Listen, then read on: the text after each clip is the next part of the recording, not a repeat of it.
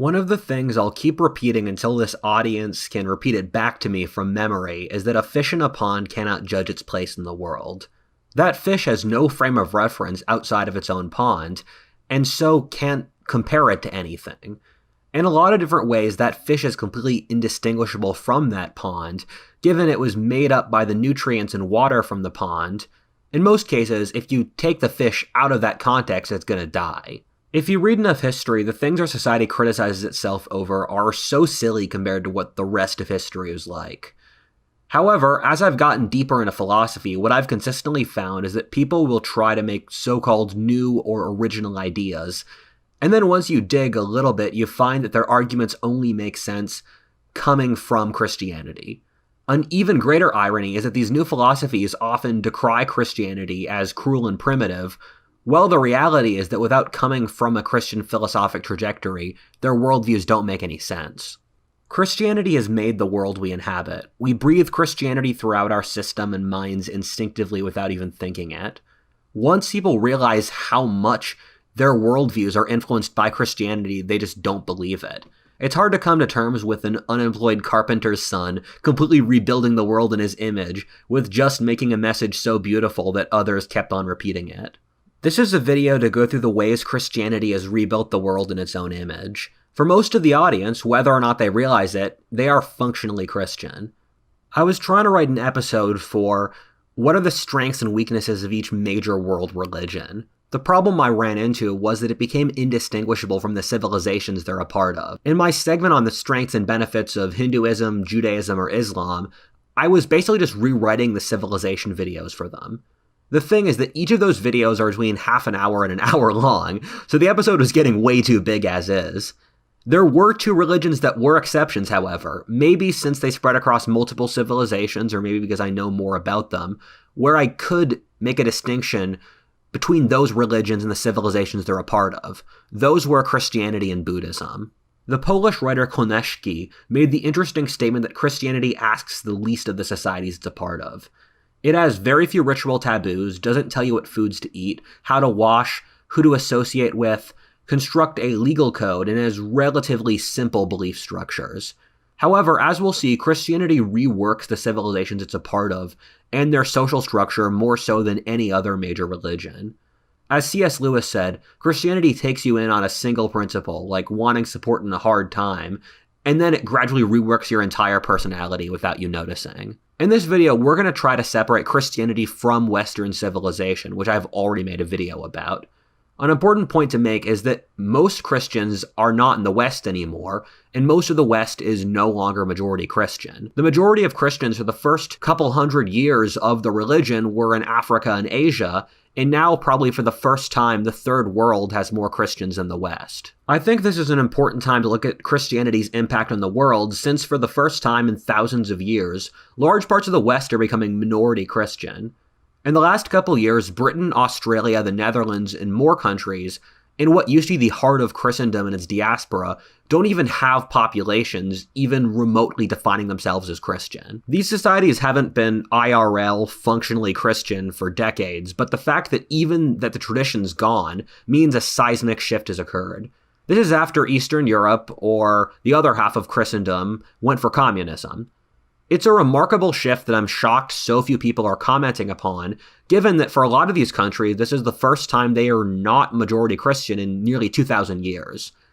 In this moment of great change, I think it's important for us to look at how Christianity made these societies, and what the decision of abandoning Christianity actually means. Although this video is pulling on a lot of sources, and this is the case with all of my videos, the sources are in the description, there is a single book that I recommend you all read that was a great source for this video, that being Dominion by Tom Holland. Between dating Zendaya and playing Spider-Man, Tom Holland is a wonderful history writer and wrote a book on this topic. If Tom Holland or any of his fans or viewers, I'd love to interview him on Common Ground.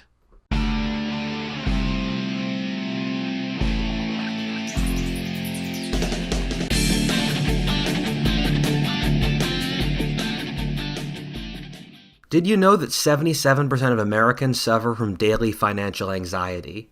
And here's the thing, budgeting apps and investment platforms just aren't cutting it. Life's biggest financial decisions require a real human giving you real human advice.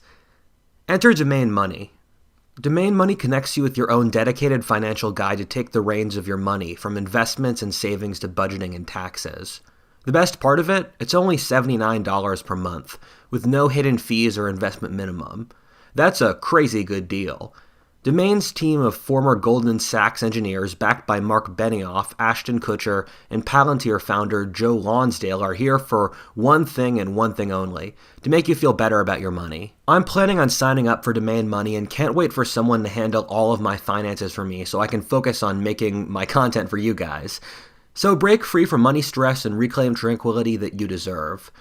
Your peace of mind is worth every penny. Use the link in the description to check out Domain Money, as well as several legal disclaimers. Use Domain Money today.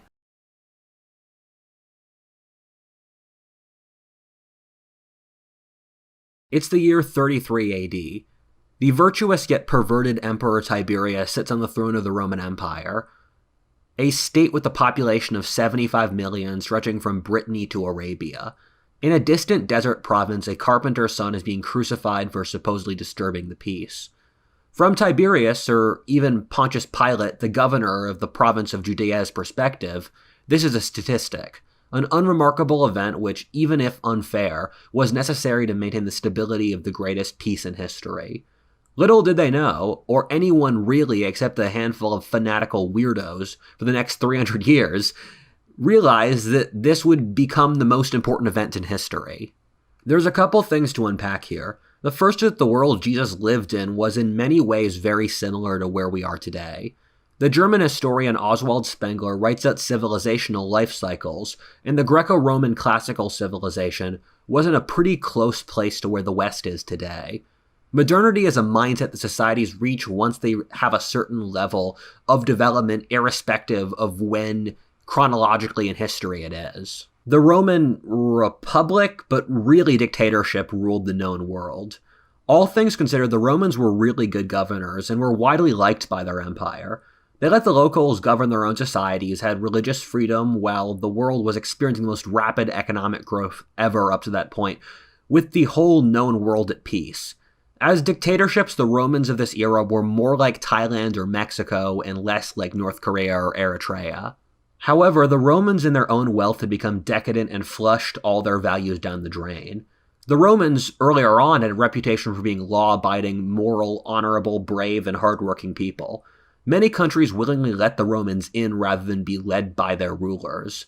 However, the Roman elite lost any manly vigor and became consumed by insane luxury, like eating peacocks and ice cream in the summer brought in from the Alps, watching elephants fight Arabs in the gladiatorial games, or keeping harems of hundreds of slaves. After the god Emperor Augustus died, the Roman imperial court fell into complete degeneracy. The emperors Tiberius, Nero, and Caligula did acts so unspeakable, I can't mention them on this puritanical kid-friendly app and get this video monetized, so just go on Wikipedia and look them up. One of the most interesting psychology books I've ever read is The Sorrows of the Ancient Romans by Carlin Barton. It breaks down why figures like Caligula or Nero went crazy. The short answer is, much like child stars, these people had immense pressure put upon them, while no one would ever tell them no, with infinite luxury, comfort, and more, which all drives people crazy. A Caligula did cruel and horrific stuff since it's the only way he could get an authentic reaction out of the people around him. When you experience every kind of pleasure, the only way to feel something real is pain, and especially causing it. The thing is that these rulers didn't really affect the provinces that much, since the Roman Empire of that time period was pretty decentralized, where governance was largely local, who were pretty competent. However, extremely conservative Judea would have heard stories of what was going on in the capital and have been disgusted. When people read out the book of Revelation about Satan ruling the world, there's a theory that they're talking about Emperor Nero. The Jews were the strangest people of the Roman Empire. I'm going to keep this short since I'm working on a Jewish civilization video right now. The Jews were around 13% of the Roman Empire's population and had a large diaspora around the Mediterranean. The Jews of that era were a lot like the Taliban today. They were religious fundamentalists who were out of line with the secular world around them. Remember how I said this time period feels very modern? The Roman Empire was a secular society, and so the very religious were seen as weird leftovers, much like how we view Islamic radicals or the Amish today. The Jews survived 2,000 years up to that point in one of the worst starting points on the map by holding on to a series of very hard beliefs about the world, with countless ritual taboos. This was a way of weeding out free riders so the Jewish community would be strongly tied together. Jews kind of remind me of the Irish and how rebellious they were. I'm half Irish, and that culture was colonized by the English, where the Irish developed a culture where rebelling was the highest aim of a society. The Irish kept rebelling until they made a diaspora many times larger than their homeland, and that happened to the Jews as well. Into this context comes Jesus of Nazareth. His real name was likely Yeshua, or as we'd say in English, Josh. Jesus Christ is a Greek translation of Josh the Messiah. The reason I keep on bringing up he's a carpenter's son is Jesus is one of the very first few non-upper class people in history. For the entire historic period beforehand, with a handful of exceptions like Socrates or Marius, every figure in the historic record is from an upper class background. It makes me wonder if part of the reason why our society glorifies and likes the middle class so much is because our God is middle class. We know Jesus was a real historic figure since we have Roman, Jewish, and Christian records of him at the time. This is really good evidence for a common person in the pre-modern era. If you hear someone saying in a conversation they don't believe Jesus ever existed, they just don't know what they're talking about. We think he was probably born sometime around 4 BC and died at some point in the 30s decade. Keep in mind, in pre-industrial societies, numbers are less important for actually measuring things and are more often used for symbolic value. Jesus did something really brilliant. He fused the two most advanced philosophic schools of his time, Jewish and Greco-Roman. The Old Testament is a history of the Jews' relationship with God as they faced constant threats they physically couldn't defeat. The Jews were playing the game on extra hard mode, and they used their God and religion to keep their culture alive. This made Judaism an incredibly durable religion that was spiritually really advanced since it was actively selected for survival so many times. However, the Jews built their religion to keep their group together, which meant that there were loads of taboos that turned off the rest of the world, such as circumcision, no pork consumption, bizarre, weird, kind of autistic taboos, and more. The Greeks, where the Romans were part of their cultural umbrella, had the most advanced logical and philosophic system in history up to that point, and their own religion. The Greeks also went through their own phase of multiculturalism, where they tried to convert the subjects of their empires to Greek culture, and used similar gods like Thoth or Hermes, or Mithras in Hercules, to convert them to Greek culture. This kinda worked for the elite. The Greeks and Romans were actively pushing towards a more universalistic religion, which included stuff such as worshipping the sun, Stoicism, or Zeus. But the problem was that the Greeks were so agnostic they didn't believe in their gods enough to pull off a new religion. Jesus fused together this Greek universalism and the logical system with the Jewish God and ethical code, and as we can see, it worked spectacularly. There was a Jewish teacher at around the time of Christ, who we think might have been one of Christ's teachers, who said all the Torah contained within the golden rule of treat your neighbor as yourself. I might be biased as a Christian, but there are some thinkers where I say, if they weren't there, someone else very similar would have showed up. I say that about Karl Marx, Charles Darwin, or even Columbus, where there are loads of parallel figures that would have come to the same conclusion. I'm not sure about that with Christianity. I look around the world and I try to find other people who came to the same conclusion that love is the most important force in the world, and I can't find any. The closest parallel is a subset of Hinduism that holds that love is the way to reach the divine, but due to Hinduism being Hinduism, it was never able to evolve into its own complete ideology. The idea of loving the meek and giving to others was completely alien to the world at the time, as we'll see. The Christians were seen as freaks. Christianity sounds so intuitive in retrospect, but at the time, it was seen as bizarre and disgusting, as we'll investigate in the next segment. Most of the reasons Christianity won and became the Roman Empire and Europe's dominant religion are very relatable to us today. When a new religion's formed, it feels like an overpowering shower of beauty and energy that goes across your entire life, rewiring your entire existence. A religion in decline feels like going to Christmas at your Presbyterian church so you don't break your grandma's heart. That's what religion at the time felt like. The Greco-Roman world had gods that they would make public sacrifices to, but people didn't really believe in them. In a complicated way that Fustel de Coulanges brilliantly explains in his book On the Ancient City, the social structure of the Greeks and Romans was based off the idea that a city had shared gods, which were transmitted through blood. This is a proxy for group cohesion. A society without strong shared values, or which doesn't respect the gods, will fall apart. This was a common intellectual theme for classical writers. However, these public state churches were incredibly stale and didn't fulfill people's spiritual needs. Thus, they went to mystery cults. These were organizations normally either being or claiming to be from the Middle East, which the members would do rituals together in secret. These included stuff like taking psychedelics, drowning yourself in bull's blood, breaking your own test. Examples include the cult of Isis, Mithras, Cybele, or Dionysus. Christianity was the boss level for these mystery cults, even if it didn't seem that way at the time, where Christianity was less popular than many other mystery schools. However, if you look at modern Christianity, it took the best parts of every other mystery cult. Modern Christianity's theology has taken massive amounts from the Stoics. The betrayals of the Virgin Mary are a direct descendant of the cult of Isis. December 25th, or Christmas, was Mithras' birthday. Our betrayals of Christ come from a combination of Dionysus and Zeus. Through this process, Christianity evolved into being a religion that was palatable and popular for an entire civilization. There's a book named The Immortality Key by Brian Muraresku, which argues that in the early church the Eucharist was a psychedelic.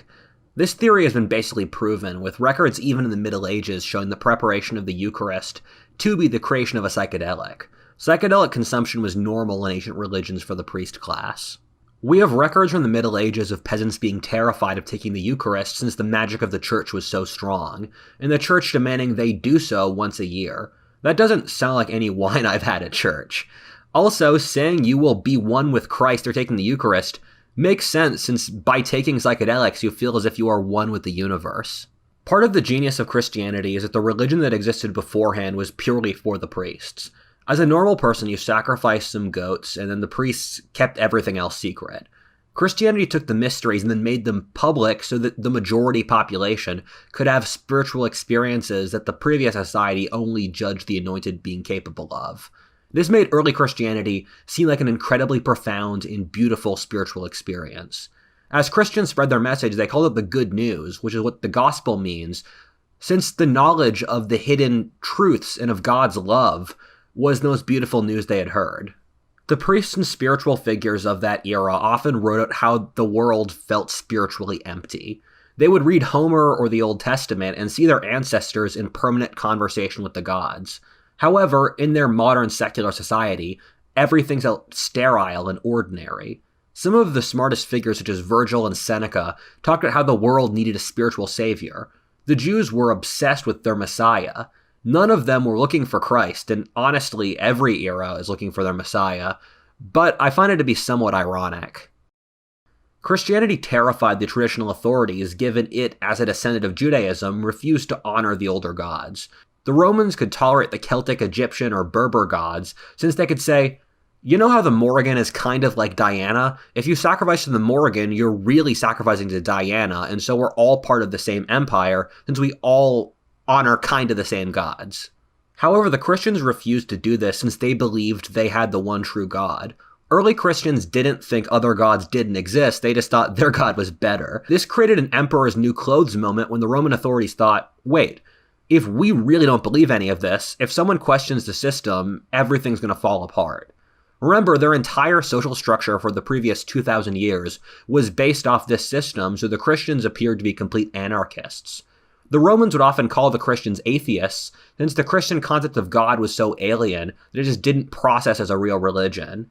I'd make the claim that Marxism is the modern equivalent, where it really is a religion, but it's structured so differently from the religions that we understand that we call them atheists. I once read a book by Harry Turtledove where a modern feminist woman time travels to live in the Roman Empire for a couple years, around 180 AD. One of the interesting points is that the Christians were viewed as radical terrorists. That's accurate. The Christians were the outgroup that normal, God-fearing, tax-paying Romans were supposed to hate. What kind of people were attracted to Christianity with this kind of pressure against it?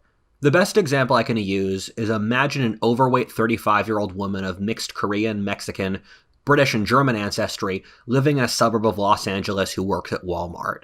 That person is completely cut off from her ancestral roots. If someone asks her race, religion, meaning, or more, she can't pull from a single root to explain it. People in this category are prone to wokeness or New Age stuff in our society. Christianity was repelled across the Mediterranean by the forced Jewish diaspora. Jesus was a Jew, and for the first few centuries, most Christians were former Jews. However, Christianity was an urban, city-concentrated religion, mostly among working-class people, especially women who didn't have a traditional culture. The major break Christianity made was that it was universalistic, while all previous religions were tied to blood and region. The biggest social issue in the Roman Empire was slavery. Between 25% and 1/3 of the empire's population were slaves. For a frame of reference, that's roughly proportional to the foreign-born and their children in America today. We've found from psychological surveys that one of the highest stressors for people is unpredictable work and economic conditions. This is what slavery was like. These people were completely powerless. They could be worked every hour of the day, starved, worked to death, raped, beaten, verbally abused, and more with no legal recourse. I'm a big fan of Healthy Gamer GG, who gives psychological advice, and one of the points he made is that if you're in a horrible power relationship where you can't really do anything, the only strategy is to kill with kindness. This is what Christianity was. For these millions of slaves, the only way to gain power over their masters was to stun them with being so overwhelmingly kind that the masters couldn't believe it and gave them better conditions. The Roman world was stunningly brutal, but because it felt modern and advanced, there was no vocabulary to describe the brutality. The Roman moral code descended directly from the Indo-Aryan, put the highest value on courage and also prized rationality. Remember, this is a society that killed 2 million people in the gladiatorial games. The code worked well when it was confined to ethnically homogenous city-states, but when it spread to a giant empire, there were far more losers than winners in the Roman system. An important thing to consider is that since the incentives against joining the Christians were so high, including death, it meant the people that did become Christians were probably very faithful and good people. In a society where the depersonalization of slavery and the breakdown of traditional cultures by Roman globalization caused a tremendous amount of atomization and trauma, the church was a place where people could feel genuinely loved and supported. One of the things that I don't hear people often talk about is one of Christianity's biggest appeals was its sexual protections. In many ways, our era is a reaction, indirectly through Christianity, to the toxic masculinity of the Roman era. This was a society where if a man owned female slaves, they were automatically expected to provide him sexual services, and his wife had no place to complain. The price of a cheap whore in the Roman Empire was the same as a loaf of bread. Prostitutes would walk the streets naked, and nude graffiti spattered the walls. One of the things I find ironic is that feminism pushes against Christianity's sexual restrictions, but they don't realize they exist to protect women against powerful men. Christianity's monogamy benefits women who finally get a relationship rather than being Chad's sex slave number 13, and lower-class men who can actually get into a relationship. Sexual restrictions protect women against men who will always use power to get sex when they can. Christianity was very popular among women for this reason. Many of the most important Christians, notably St. Augustine, were converted by their mothers, wives, or sisters. Christianity is the best thing to have ever happened in history to women. The thing people don't realize is what the normal baseline for sexual relations are. In every other major civilization in the world outside Christendom in the year 1400, women were kept at home, married off age 15 by their parents, couldn't work, often had widow-burning female genital mutilation or foot binding, with no rights. Almost every Christian society in the pre-industrial world treated women better than almost every non-Christian society. The reason that the Christians won is that the Roman project was breaking down, where taking in the outsiders didn't seem like such a bad idea. The Romans faced the crisis of the 3rd century when the empire lost a third of its population from a combination of plague, barbarian invasion, and war. The empire only barely pulled itself together under Diocletian and Constantine. Diocletian tried to oppress the Christians and unify under the old gods.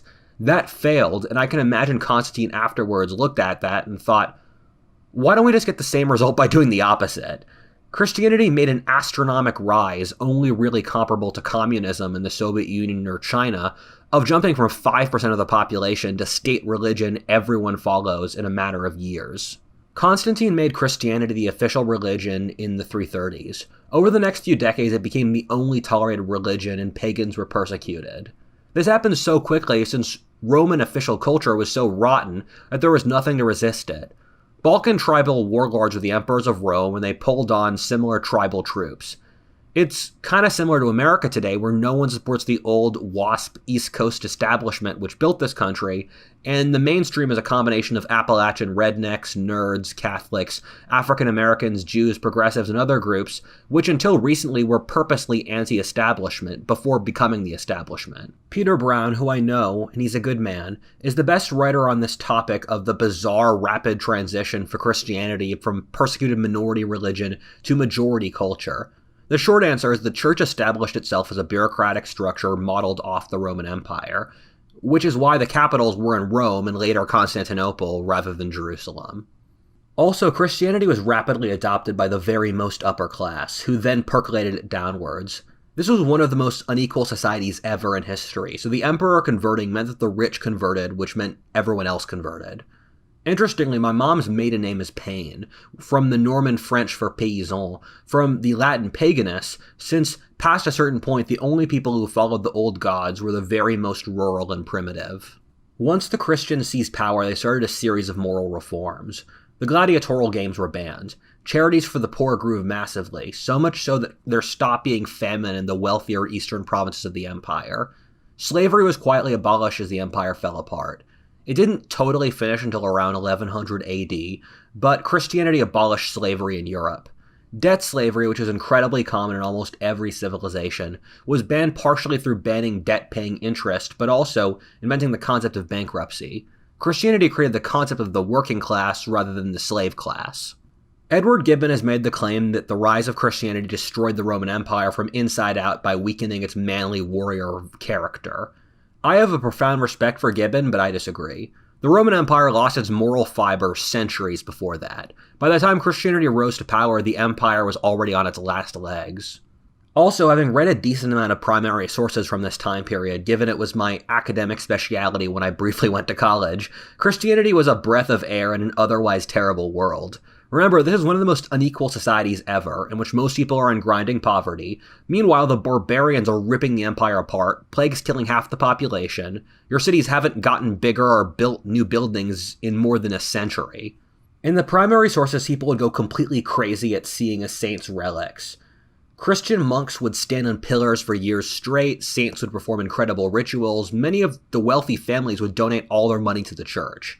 The Christians were anti-intellectual and often incredibly angry. We think the Library of Alexandria might have been burned by Christians, and Christians despoiled the temples and records from classical civilization.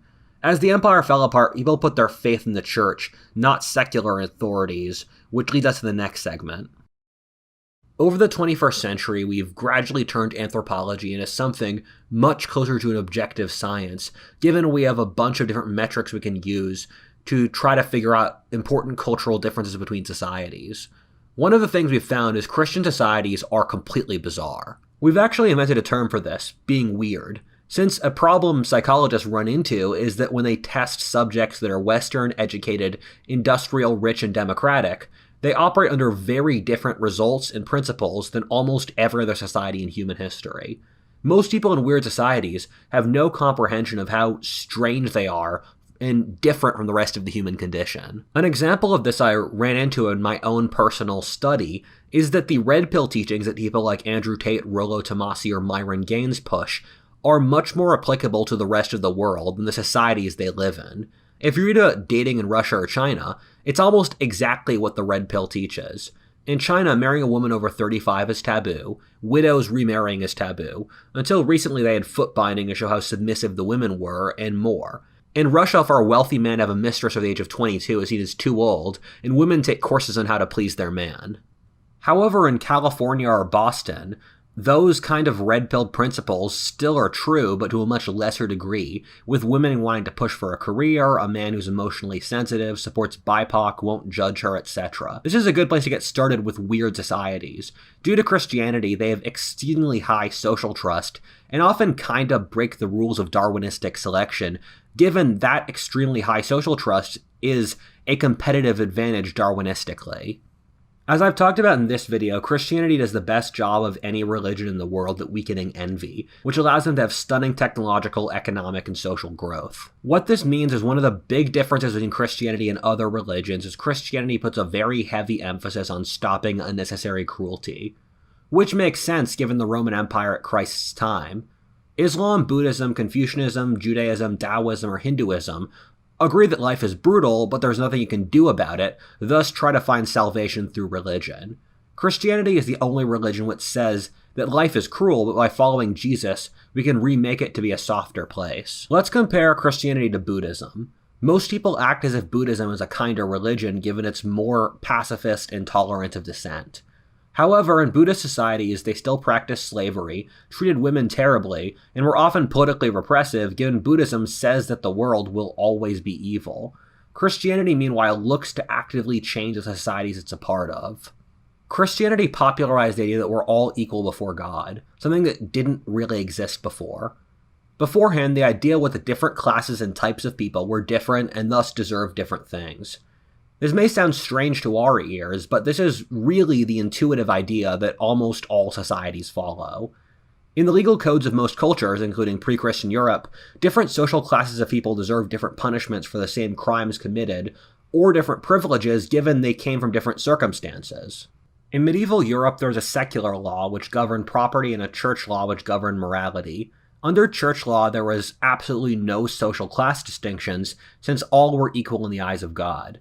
This then bled into secular law codes and created the idea of equality, which then led to communism and liberalism and almost all of the philosophic foundations of our society today. In most societies, the upper classes grind the lower classes into the ground, treating them as de facto slaves. However, the church consistently protected the lower classes against the nobility. The church created protections against debtors, invented the concept of bankruptcy, which freed the West from debt slavery, which had plagued and often destroyed most societies in history. The church was a mass charity, and since the church and state were almost always at odds, the peasants could appeal to the church, and the church would support them to weaken the nobility. The amount of moral advancements pushed by Christians over history has been stunning. In recent history, look at Martin Luther King, a minister, and the end of Jim Crow. The people who pushed the abolition of slavery in the 19th century were almost all evangelical Christians. The suffragette movement were also evangelicals, as was much of the Union Workers' Liberation Movement.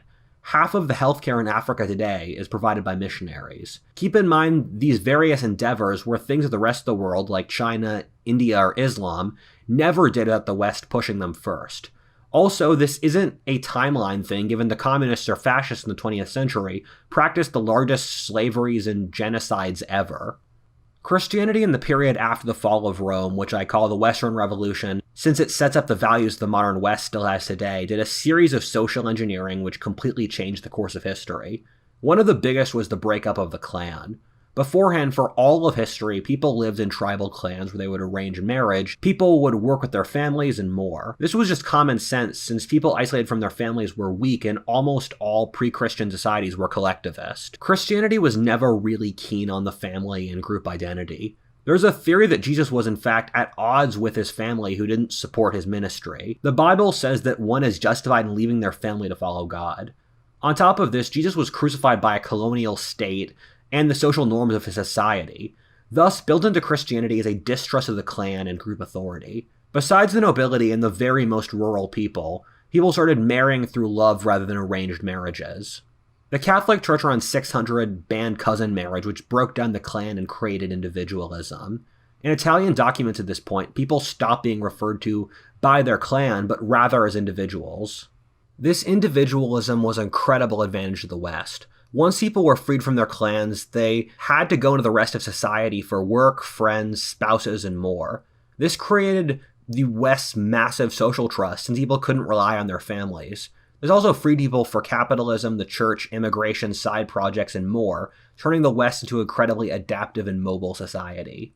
Christianity helped create the modern notions of freedom that didn't really exist beforehand. People talk about the ancient Greeks and Romans being democracies, but they didn't have a concept for freedom where instead every individual belonged to the state. And if you look over the history of freedom in just the modern world, you see that Christians were really big forces in propelling it. The argument for religious freedom in the 1600s came from Christians, where you couldn't force someone to follow God, and people should only follow God if it was in their heart. Alternately, the idea of intellectual freedom came out of Christians in the 1600s as well, where God's truth would be abundantly clear to anyone who searched for it, and if you let people have freedom to search for the truth, they would find God. And our society's concepts of freedom stem from the Christian ideal that God sets us free to make mistakes, and then the West started structuring its governments upon those notions. Before we continue, I'd like to say that weird and Christian are not completely synonymous. Christianity was so successful in Europe given it merged with very different societies, which allowed a healthy balance to form. The pagan societies in Europe before the Christians were obsessed with war and manliness. Look at the Norse, who made the god of war and strategy, Odin, their top god, and their heaven was for men who died in battle where they could fight forever. The Celtic religion also said death in battle always brought glorious reincarnations. It would be a mistake to attribute many or all of the West's positive traits, such as its democracy, manly warrior spirit, explorer mindset, rational thinking, and more to Christianity, given those were all things that very clearly existed in Europe before Christianity. As said before with the Greeks and the Romans, the problem with this pre-Christian European model was that it created absolutely brutal societies. Christianity's softness melded with these cultures really well and gave them balance. This is why the West was capable of waging the Crusades, while at the same time the Church pushed for the rights of the peasants, women, and prisoners of war. The balance between a caring, high-trust Christianity and the aggressive European barbarian spirit, which was also very high trust, was what made the West so successful. If you look at Christian societies outside of the West, we see these trends being partially pushed.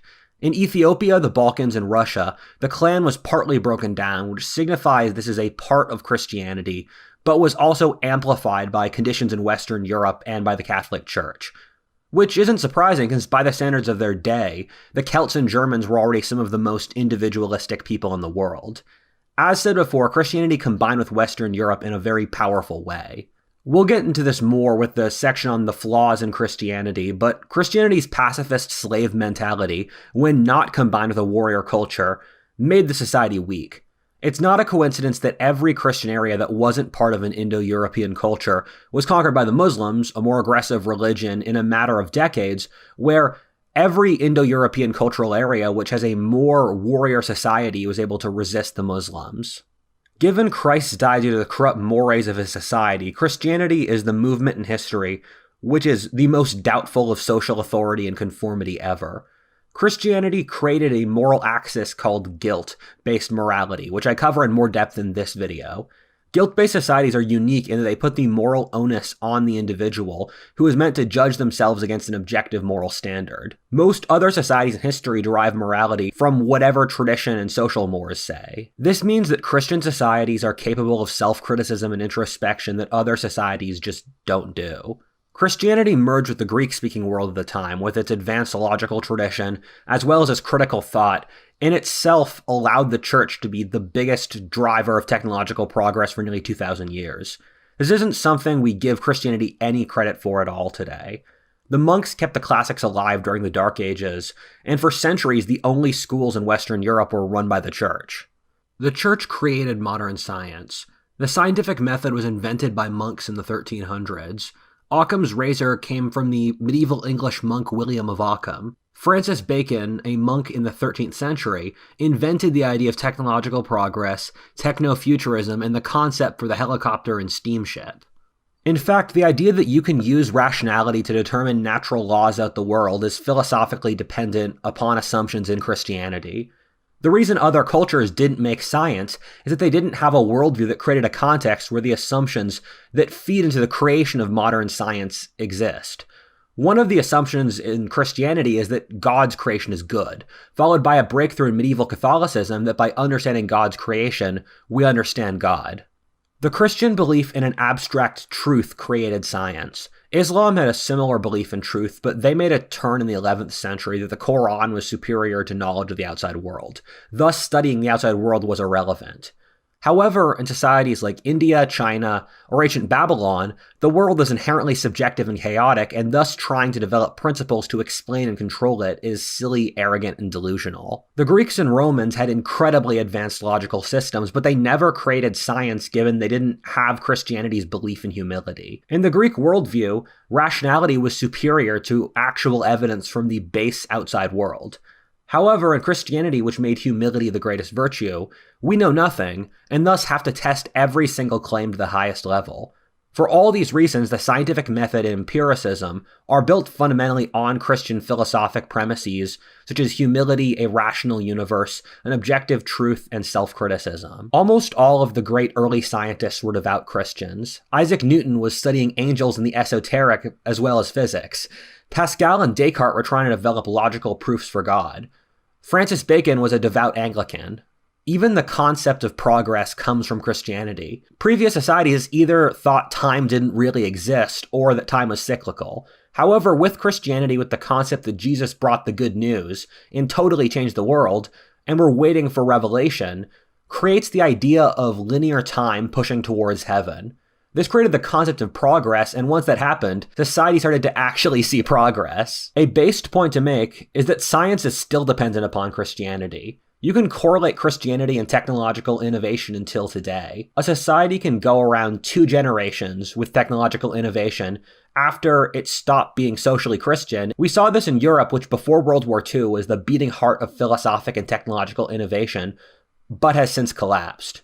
The same thing happened in the Soviet Union, with technological innovation collapsing 2 generations after the secularization of society. The United States remains the world's technological powerhouse, partially since it has a later history with Christianity. As we've seen, once you remove Christianity, you remove the philosophic undercurrents that support science. With the decline in Christianity, we've seen the collapses in belief in an idea of truth, humility, and more to be replaced by secular religions that don't allow any self-criticism. As a final point to throw out, people often use Galileo as an example of how Christianity held back science. The reality is the Catholic Church was the biggest funder of science in that era and is still a massive one today. The Church didn't really care about Galileo's stuff about the sun, but rather he fell afoul of internal politics in the church. The church also didn't kill him, which most other similar regimes would have done. Let's compare that to today. If you study race, gender, or genetics, you will face as much, if not more, discrimination than the church ever doled out. Most of the criticisms people level against Christianity, if you turn them against modern atheist ideologies people propound, make atheism look really bad. Persecuting critics, check. Committing genocide, check. Overly rigid moral codes, check. I mean, Marxists love to criticize Christianity, but Marxism's killed more people than every other ideology in history combined, and easily 4 times as many people as Christianity, in a much shorter time frame. I've said a lot of positive things about Christianity in this video, but I've got to keep things real. Nothing is perfect, and whenever I talk about a subject in these videos, I want to give them a fair shot with both their positives and negatives.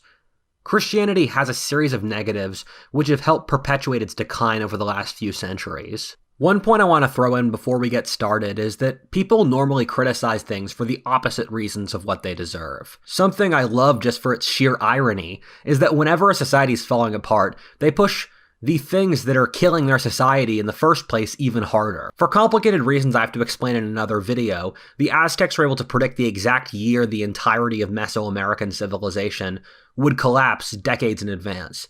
They responded to this by massively increasing the amount of human sacrifices they did. When Hitler knew he was going to lose World War II, he ramped up the amount of Jews he was killing since he viewed it as the most positive contribution he could make to world history. Most people criticize Christianity for being too controlling, old-fashioned, and dogmatic. The reality is that it's too soft and open to change as compared to other religions. The basis of Christianity, which no other religion has, is that God sets us free to make mistakes, but he does that since he loves us. This is why Christianity had science while no other cultures did. Other societies aren't willing to have honest debates and search for the truth, since every worldview is imperfect, and thus opening that up for criticism destabilizes the society and the ruling class, and chaos is seen as the worst thing in most other civilizations. If you look at Hinduism, Confucianism, or Islam, they prioritize the survival of the religion at the expense of truth. I read a story to a journalist asking a British official in 1950s Africa why they educated the Africans if the second they did so, they started supporting independence. The answer was, since it's the right thing to do. This could only happen in a Christian society. The Abrahamics believe in a single truth which excludes other religions, which makes them very intolerant. Religions have to externalize aggression somewhere. This belief in a single goal has allowed Abrahamic societies to mobilize their cultures more, which allows more social cohesion and thus moral advancement inside their societies. However, when you look at non-Abrahamic Eastern religions that are more tolerant of other religions, they also have more cruelty inside their cultures, given they don't have a single moral stance to enforce. We see this in India with the caste system, or the brutal tyrannies and wars in China. Again, these are trade-off with costs and benefits. Societies need psychological balance, and Christianity's rigid dogma in saying, "We are the only true religion," allows intellectual freedom and openness in other forms.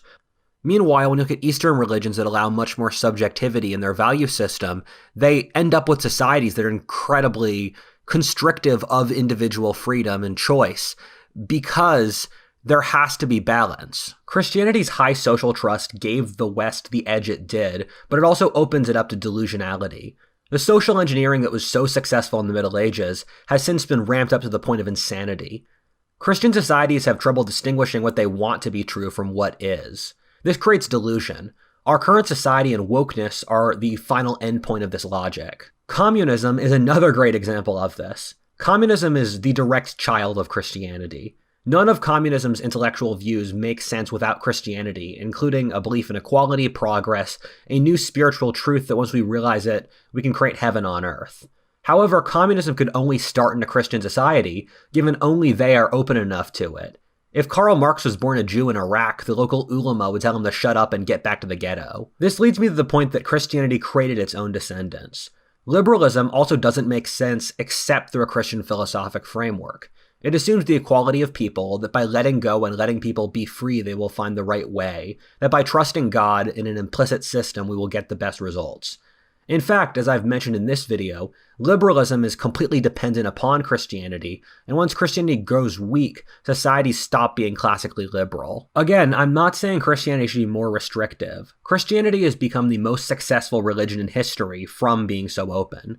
However, like a video game, there are strengths and weaknesses to every strategy, and even though it was very successful, Christian societies have to still bear the cost of their decisions. There are masculine and feminine sides to the human experience. The feminine inspires and gives hope and stability and creativity, while the masculine provides order, discipline, and achievement. Christianity is a very feminine religion and works well when paired with the masculine European Indo-Aryan spirit. However, since Christianity is based on psychological stability and what should be true, rather than often what it really is, it often creates silliness, a martyr complex, and preachiness. The biggest turnoff from Christianity for most people today is Christians are too busy trying to signal how virtuous they are and compete with each other over how righteous they are, rather than dealing with the world as it actually is. Christianity's martyr complex annoys me.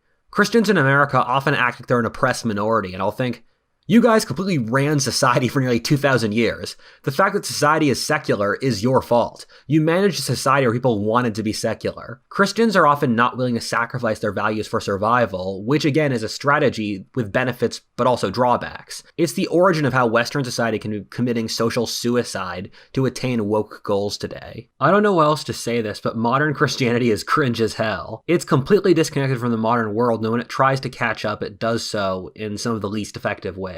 The fact that Christians will criticize me for criticizing them rather than adapting the situation proves my point. Christianity doesn't need youth counselors, it needs another reformation to survive. Christianity's combination of rigid ideological dogma with openness to criticism has been a difficult combination over the last few centuries with secularism, because if you have ideological dogma without openness to criticism, you get Islam, and your society survives and continues being Islam. And if you have openness to criticism without rigid ideological dogma, you get the Enlightenment, which has not really become an ideology, but instead is an open-ended series of tools that have been used for countless other ideologies like communism, liberalism, fascism, scientism, whatever. However, the combination of ideological rigidity means that modern secular people don't like the things that Christians do hold on to, But the openness to criticism means that Christians won't crack down and destroy dissenters. Modern Christianity largely motivates through shaming and guilting, which is ineffective. Christianity to survive needs to pawn off the creative and educated classes in a society to create a higher culture that reasons with people rather than purely through faith. Christianity also pushes softness and effeminacy. Christianity without an active manly culture basically becomes Buddhism, and you can see that with the popularity of Gnosticism or Manichaeism in the pre-Islamic Middle East, both of which religions are basically a midpoint between Christianity and Buddhism. Even the social crusading against stuff like slavery demands an active manly culture to go outside of the house and push those Christian values. The West has kept this critical balance between its Aryan warrior spirit and the Christian feminine side. And with World War II, we made it taboo to have that warrior spirit, and then that ended up corrupting the left hand of Christianity and the feminine side, where it turned toxic into social shaming, lack of any standards, and trying to commit social suicide. The problem a lot of reformers of Christianity, and I include the left, which is basically an Abrahamic religion, as I've said in other videos, is that once you remove Christianity's moral standards, you just have vibes of, oh, be kind and don't stress. But because there's no moral standards there, that just turns into tyranny, because people look for psychological stability, but the worldview provides no standards. So they tear down those who have standards, who are judging them for not doing the right thing. This video is already way too long, and I wanted to throw in a lot more content about Christianity's expansion in the third world or the secularization of society, and I've got to make some videos, and I really want to make a video about why Christianity's gone into decline. But I read an interesting book called A Secular Age by Charles Taylor, which talks about this topic. He says Christianity after the Middle Ages basically removed the fun aspects like feast days, mystic lore, the cult of the saints, etc., which drove away the very most intelligent and stupidest members of the church, making Christianity a religion of middle-class buzzkills and moral policing. Pre-industrial Christianity was a much more dynamic force. For example, there was an advanced esoteric lore that people like Shakespeare, Isaac Newton, or the Founding Fathers were deeply steeped in, and explained all the questions normie atheists have around religion, like, how was Earth really formed in 7 days? Or how come there are other religions that say different things? This is a separate topic I really want to write a video soon about. However, once the smart people in the Western world were taken in by science, business, politics, or philosophy, Christianity had a massive brain drain, leaving moral policing as the biggest thing left. The Christianity as practiced today has cut itself off from the mystic forces, chaos, and divine, which made it so appealing to early Christians during the Roman Empire. Much like the old Roman religions at the time of the Roman Empire, people attend their Episcopalian services as a sort of social tradition they don't really believe in. Even those who are religious by our society's standards aren't experiencing the ecstasy that is very clearly a big part of the culture around the fall of Rome. As Spengler's cycle would say, we've gone full circle, where the world we live in today has a lot of similarities to that which Christ lived in. People feel isolated, spiritually empty, exploited, and the spiritual divine world feels like something distant, something our ancestors experienced, or we don't even believe in at all, and we're completely disenchanted today. Humans need God. The historic record suggests that, in that almost every society ever is religious, and those that aren't rapidly collapse. This state of affairs can't last. Can Christianity adapt and form a new reformation? I actually think yeah. Christianity has proven its adaptability, vitality, toughness, and creativity too many times to count over history. For Christians in the audience, what could launch a spiritual revolution to bring the holy back onto earth?